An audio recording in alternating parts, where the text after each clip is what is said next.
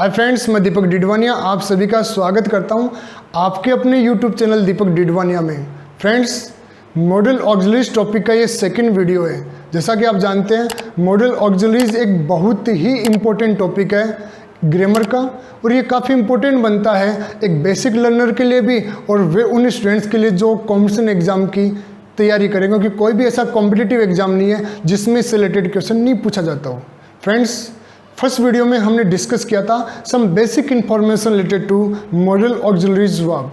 Friends, as you know, basic information is very necessary to learn the next information. If you didn't watch the first video, it's my suggestion that you should watch it. You can find the link below. So friends, we will start the class. Friends, first video में जो discuss की गई जो main जो general qualities of model topics की है, उनको अपन recap session में थोड़ा शॉर्ट में देख लेते हैं। फर्स्ट हमने जो डिस्कशन किया था कि no effect of subject verb agreement, मतलब मॉडल ऑक्सिलरीज के ऊपर सब्जेक्ट वर्ब एग्रीमेंट का इफेक्ट नहीं होता। अगर कोई सा भी सब्जेक्ट दे रखा है, चाहे वो सिंगुलर है चाहे वो प्लूरल है, चाहे कोई सा भी पर्सन हो, हर कंडीशन के अंदर एक ही मॉडल का यूज होता है। फॉर एग्जाम्पल, अगर हम एबिलिटी की बात कर रहे हैं तो चाहे सब्जेक्ट आई हो, ही हो, सी हो, दे हो, सभी के साथ केवल और केवल कैन का यूज किया जाएगा।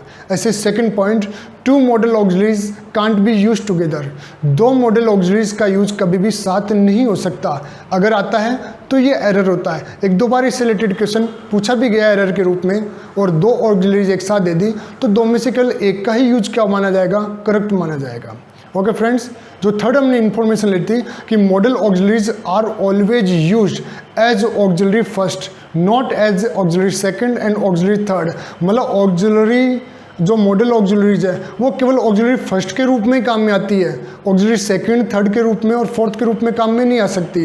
फ्रेंड्स, आप जानते हैं कि वर्ब फ्रेज में ऑक्सिलरीज की संख्या 0 से लेकर 4 तक होती है, लेकिन मॉडल ऑक्सिलरीज केवल और केवल ऑक्सिलरी फर्स्ट के रूप में काम में आ सकता है। हो सकता है कई फ्रेंड्स के इसके ऊपर थोड़ा कन्फ्यूजन, इसको अपन एक एग्जाम्पल से समझते हैं कि she will have completed the task. यहाँ पर देखिए, विल ऑक्सिलरी फर्स्ट है, हैव ऑक्सिलरी सेकंड है और कंप्लीटेड मेन वर्ब है। तो यहाँ मॉडल जो ऑक्सिलरीज है वो केवल और केवल ऑक्सिलरी फर्स्ट के रूप में काम में आएगा, कभी भी सेकंड और थर्ड के रूप में काम में नहीं आ सकता।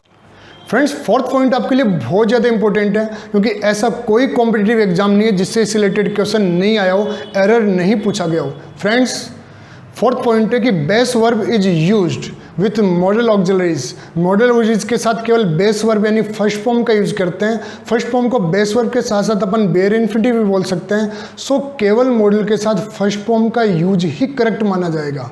अदर कोई वर्ब का रूप लगा रखा है तो वास्तव में वो एक एरर है। अब हम पढ़ते हैं कि मॉडल ऑक्सिलरीज के साथ वर्ब के कौन से रूप लगाना वास्तव में एरर होते हैं। फर्स्ट, नंबर 1, कि मॉडल ऑक्सिलरीज के साथ में अगर सेकंड फॉर्म दे रखी है, second form means past form, past form लगा रखी है, तो वास्तव में ये एक एरर है। फ्रेंड्स, इससे रिलेटेड क्वेश्चन भी काफ़ी बार पूछे गए हैं। नेक्स्ट इन्फॉर्मेशन कि मॉडल के साथ कभी भी प्रेजेंट सिंगुलर फॉर्म, जैसे आप वर्ब की फर्स्ट फॉर्म प्लस वर्ब की ऐसे यस बोलते हैं, इसका यूज करना भी एक एरर होता है। फ्रेंड्स, इसी तरह से मॉडल ऑक्सिलरीज के साथ कभी भी वर्ब की फर्स्ट फॉर्म प्लस आईएनजी, जिसे प्रेजेंट पार्टिसिपल कहा जाता है, इसका यूज करना भी वास्तव में एक एरर है। इसी तरह से फ्रेंड्स, मॉडल ऑक्सिलरीज के साथ कभी भी टू फर्स्ट फॉर्म, जिसको अपन टू इन्फिनिटिव या फुल इन्फिनिटिव बोलते हैं, उनका यूज करना भी वास्तव में एक एरर है। लेकिन इसके दो एक्सेप्शन हैं। First is ought and second is used. इनके साथ हो सकता है, जिसके बारे में अपन डिटेल में डिस्कस करेंगे। इसी तरह से फ्रेंड्स, एक इन्फॉर्मेशन हो रहा है कि मॉडल ऑक्सिलरीज के साथ कभी भी थर्ड फॉर्म, जिसे बोलते हैं पास्ट पार्टिसिपल, का यूज करना भी क्या होता है, एरर होता है। तुरंत बाद में दे रखा तो एरर है, लेकिन आपको कई जगह मॉडल ऑक्सिलरीज के तुरंत बाद में तो नहीं, लेकिन आगे थर्ड फॉर्म मिल सकती है। आज हम डिस्कस करेंगे कि वो कौन कौन सी कंडीशन है जब आप थर्ड फॉर्म का यूज हो सकता है मॉडल ऑक्सिलरीज के बाद में। एक क्वेश्चन आपके माइंड में जरूर आ रहा होगा कि आपने अभी बताया कि मॉडल ऑक्सिलरीज के साथ वर्ब की फर्स्ट फॉर्म प्लस आईएनजी का यूज नहीं होता, जबकि ये कहते हैं आपके माइंड में विल सेल के साथ जो फ्यूचर कंटिन्यूस वाली जो कंडीशन है, will shall be plus ING generally जो पढ़ते हैं, क्या वो करेक्ट गलत है? नहीं, that is not wrong. Actual में अगर आप पढ़ोगे तो विल यहाँ पर क्या है, विल यहाँ ऑक्सिलरी फर्स्ट है, बी यहाँ ऑक्सिलरी सेकंड है और फिर क्या लगा रखा है, एनजी लगा रखा है। डायरेक्ट आप क्या नहीं लगा सकते, किसी भी कंडीशन के अंदर आप विल गोइंग नहीं कर सकते। विल बी गोइंग तो पॉसिबल हो सकता है। ओके फ्रेंड्स, ये बेसिक इन्फॉर्मेशन थी। अब हम जानते हैं वो कौन सी कंडीशन है जिसके साथ मॉडल के साथ थर्ड फॉर्म का यूज हो सकता है। आपने पढ़ा अब तक कि मॉडल के साथ कब केवल और केवल वर्ब की फर्स्ट फॉर्म यानी बेस वर्ब का ही यूज होता है। बाकी अगर second form, third form, ING ये सब लगाना गलत होता है। लेकिन आज हम जानेंगे मॉडल के तुरंत बाद में थर्ड फॉर्म तो नहीं आ सकती, लेकिन कुछ स्थितियों में आपको मॉडल के साथ आपको थर्ड फॉर्म दिखाई दे सकती है। कब कब दे सकती है? पहली जो कंडीशन है वो है अगर वाक्य में मॉडल दे रखा है और वाक्य जो है वो पैसिव वॉइस से रिलेटेड है, तो आपको थर्ड फॉर्म नजर आ सकती है। क्योंकि मॉडल की जो पैसिव वॉइस होती है उसका स्ट्रक्चर होता है modal plus be plus verb की थर्ड फॉर्म। ये आपको थर्ड फॉर्म लग रही है दोस्तों, पर आप ध्यान दोगे तो बीच में बी दे रखा है, बी बेस वर्ब ही है। अब ये स्ट्रक्चर किसका है? मॉडल की पैसिव वॉइस का स्ट्रक्चर है। हम इसको एग्जांपल से देते हैं। जैसे मैं कहूँ मैं अंग्रेजी बोल सकता हूँ तो मैं बोलूँगा आई कैन स्पीक इंग्लिश। मैं अंग्रेजी बोल सकता हूँ। अब इसी वाक्य को पैसिव स्ट्रक्चर में बोलेंगे तो कैसे लिखा जाएगा? तो ये लिखा जाएगा English can be spoken by me. It's clear दोस्तों? चलो एक और एग्जांपल लेते हैं। Ravi should help them. ये एक्चुअल में दोस्तों एक्टिव वॉइस का वाक्य है। मॉडल के साथ फर्स्ट फॉर्म दे रखी है is the active voice and we should change into the passive voice. If we want to change it into the passive voice the structure will be completely change and we will start from the object. So they after it should be helped by Ravi. I think first concept is clear. Hello friends, modal plus be third form यानी passive voice structure, इसके बारे में अक्सर general students को मालूम होता है, लेकिन ये नई इन्फॉर्मेशन है। क्योंकि ज़्यादातर स्टूडेंट्स के मेरे पास जो कॉल आए वो कह रहे थे कि सर हमें मॉडल हैव थर्ड फॉर्म इसमें बहुत ज़्यादा कंफ्यूज होता है, हमने कई जगह पढ़ता, हमारे समझ में नहीं आता, इसलिए सर उसका ज़रूर डिस्कस कीजिएगा। और पिछले जो फर्स्ट वीडियो को मैंने एक क्वेश्चन के साथ एंडिंग छोड़ा था जिसमें मैंने शुड हैव थर्ड फॉर्म का स्ट्रक्चर भी लिखा था और मैंने पूछा था सेंटेंस करेक्ट कैसे है। लगभग कई स्टूडेंट्स ने आंसर देने की कोशिश की, लेकिन तीनों आंसर सही हैं। वो है अर्जुन पूनिया के। Well done Arjun Punia. आज फिर सभी स्टूडेंट्स से मैं कहना चाहूँगा, हो सकता है आपको आंसर आता हो लेकिन आपने आंसर नहीं दिया, आप आंसर जरूर दिया करें। और आज का वीडियो में एक क्वेश्चन के साथ फिनिश करेंगे, इसलिए कमेंट में आंसर जरूर दीजिएगा। दोस्तों आज हम बात करते हैं मॉडल हैव थर्ड फॉर्म। अक्सर ये काफ़ी बार एग्जाम में आता है और लोगों को लगता भी कि एरर है, क्योंकि उनको लगता है कि थर्ड फॉर्म तो आ नहीं सकती, क्योंकि ज़्यादातर बुक्स में तो ये लिखा होता है कि मॉडल के साथ केवल और केवल फर्स्ट फॉर्म यानी बेस फॉर्म का ही यूज होता है, जबकि यहाँ तो थर्ड फॉर्म। वैसे तो दोस्तों ये भी थर्ड फॉर्म नहीं है, बीच में हैव जो है वो खुद क्या है? बेस वर्ब है। लेकिन आगे जो थर्ड फॉर्म है कईयों को ये गलत लगता है और कई इसका मीनिंग नहीं निकाल पाते। पहले देखो यहाँ पर मैंने 5-6 वर्ड लिखे हैं, could have, would have, should have, और टू हैव थर्ड फॉर्म और मस्ट हैव थर्ड फॉर्म। ये सब है क्या? इनका यूज कब होता है? तो दोस्तों इन सभी का यूज तब करते हैं जब कोई भी घटना, इंसिडेंट पास्ट में हो चुकी और हम उसके अपोजिट रिजल्ट के साथ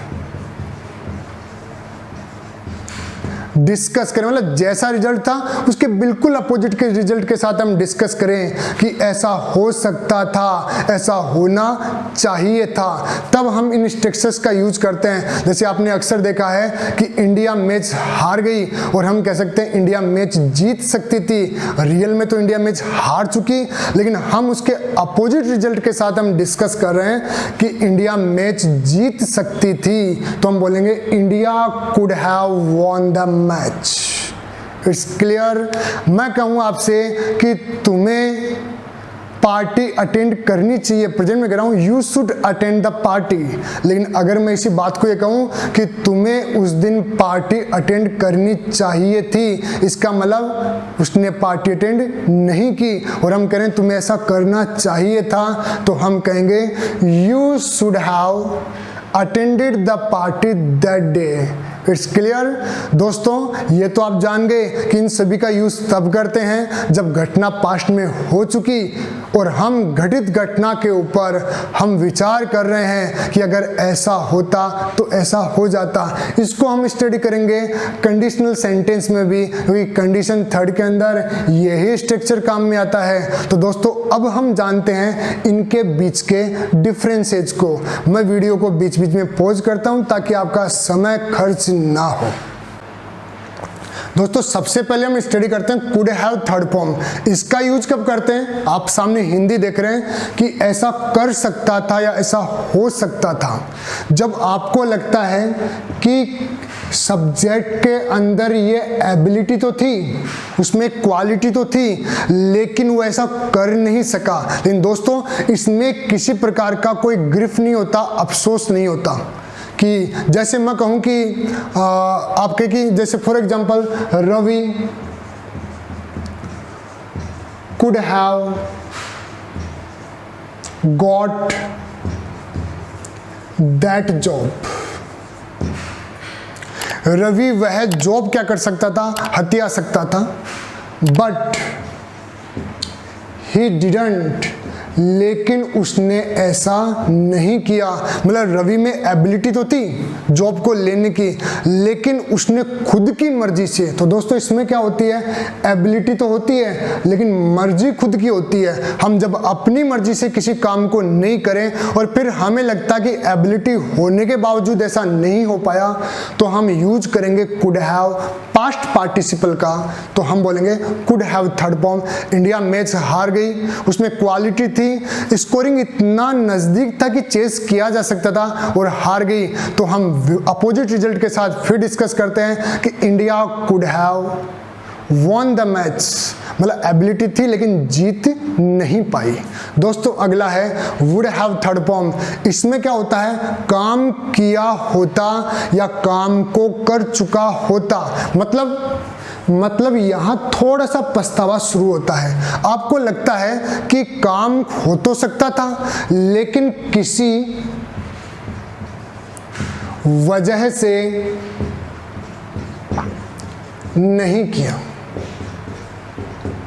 आप बोलते हैं उस दिन तुम वो बिल्डिंग खरीद सकते थे, तब तो वहां हो गया, मतलब एबिलिटी थी। और हम बोले कि तुमने वो बिल्डिंग खरीदी होती, मतलब तुम में क्या होते कि तुमने काम किया होता, पर हो सकता अगले की मजबूरी और पैसे नहीं थे इसलिए वो ऐसा नहीं कर सका। एक एग्जांपल लेते हैं, I would have reached on time. मैं डिस्कस करूंगा कंफ्यूजन में कब ऑन टाइम होता है कब इन टाइम होता है। फिलहाल समझिएगा, I would have reached on time, मैं समय पर पहुंच गया होता। इसका मतलब पहुंचा नहीं। और हम इसके बारे में विचार करें तो मैं सोचता हूं ये दोनों कॉन्सेप्ट फिलहाल आपके क्लियर हैं। कुड हैव जब हमारे में एबिलिटी थी लेकिन हम ऐसा कर नहीं पाए, हम ऐसा कर नहीं सके, लेकिन इसमें कोई अफसोस नहीं होता। इसमें होता है कि काम हमने किया होता या ऐसा काम हम कर चुके होते। इसमें क्या होती है? कोई वजह ऐसी रहती है कि हम वो काम कर नहीं पाए। ओके दोस्तों अगला देखते हैं। ओके फ्रेंड्स, आगे लेते हैं हम कब शुड हैव, कब ऑट और कब मस्ट का यूज होता है। ये अक्सर कंफ्यूज होता है क्योंकि सब में जनरली हिंदी में चाहिए वर्ड लगता है। बोलते समय भी काफ़ी स्टूडेंट कंफ्यूज होते हैं, कब शुड लगेगा, कब ऑट टू लगेगा, कब मस्ट लगेगा। थोड़ा इसके बारे में डिस्कस कर लेते हैं। सबसे पहले शुड हैव थर्ड फॉर्म, मतलब काम करना चाहिए था या काम होना चाहिए था। हम इसमें क्या दे रहे हैं? एक तरह से एडवाइस दे रहे हैं, सलाह दे रहे हैं कि ऐसा होना चाहिए था पर हुआ नहीं। हम क्या कर रहे हैं? हमें रिग्रेट हो रहा है, हमें पछतावा है कि ऐसा होना चाहिए था पर ऐसा कर नहीं पाए। जैसे हम एग्जांपल लें कि यू